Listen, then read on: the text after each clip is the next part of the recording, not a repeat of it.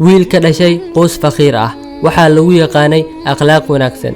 intii uu adeerkiis aadin Yurub waxa uu ku tarbiyeeyay tarbiyo wanaagsan kadib markii ay dhinteen waalidiintiisii, mana ka tagin ilaa uu ka qalin jebiyay kuliyadii injineeriyadda. waxa uuna awooday wiilkii caqliga badnaa in uu sameeyo kombiyuutar casri ah oo si heer sare ah u shaqeynayo kana horumarsan kuwa kale. laakiin waa uu murugooday in badan kadib markii uu arkay in waddankiisa qof jooga uusan danaynaynin ikhtiraacisa, sidoo kalena waxa uu waayay qof maalgeliya fikirkiisa.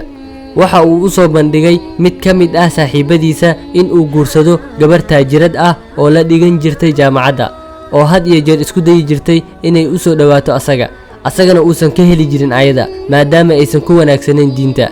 waa uu fikiray wiilkii in badan kadibna waxa uu go'aansaday inuu ciddeeda ka doonto gabarta si uu ugu caawiyo siday diinteeda ugu sii dhagnaa lahayd allana ugu baqi lahayd.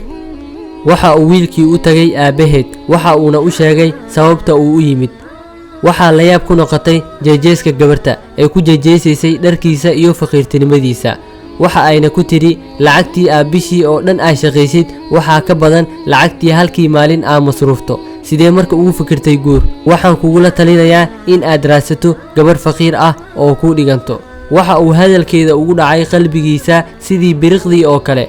wuu isdejiyey wuxuuna soo xasuustay hadalkii Nabiga sallallahu alayhi wasallam oo ahaa qofkii alle dartiis u tawaaduca alla waa uu kor yeelaa, naftiisana waa uu ku yar yahay, dadka indhahoodana waa uu ku weynaadaa. kadib markii uu gurigooda ka baxay alle waxa uu qadaray in uu u diro sawirkii nashqadii uu ka sameeyay kombiyuutarka adeerkiisa. waxa uuna go'aansaday in uu u dhabar adeego har iyo habeen uuna shaqeeyo si uu u guuleysto uuna u noqdo hamiga gabar kasto. 5 sano kadib mar ay ku sugnayd gabartii taajirada ahayd suuqa waxa ay ku aragtay wiilkii, waxa ayna jecleysatay in ay ogaato xaalkiisa. waxa ayna rabtay sidoo kale inay ugu faanto nolosha ay ku nooshahay. waxa ayna ku tiri wiilyahow sidee tahay? wuu fiiriyay weliba asoo dhoola cadeynayo mana u jawaabin. waxa ay sii wadatay hadalkeedii ayada oo dhahayso waxaan guursaday nin caqli badan oo guuleysta, mushaarka uu qaatana bisha waa $3,000, adiga imisa ayaa heshaa? waxa uu arkay inay sideedii tahay weli aysan isbedelin. ayagoo isla taagan waxaa imaaday ninkeedii. waxaa la yaab ku noqotay ninkay la taagan tahay. waxa uuna yidhi maamulahaygiiow halkaa maa joogtay? waxa uu u jeestay xaaskiisa asagoo dhahayo ma garanaysaa ninkan? waa maamulahayga. waxa uu leeyahay mid ka mid ah shirkadaha ugu taajirsan. gabadhii la yaab ayay ku noqotay ama kaag ayaana ka soo haray, hadalkii ayaana ku cishoomay. kadibna waxa uu tusay adeerkiisii iyo gabadhiisii iyo wiilkeedii.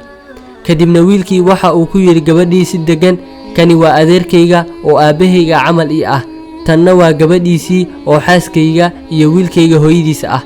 garab istaageeda aan ku noqday saa u jeedid. wax kasta waa ay isbedelayaan. faqiirkana faqiir ma sii ahaanayo haddii uu dadaalo, allana uu tala saarto, maladana uu wanaajiyo.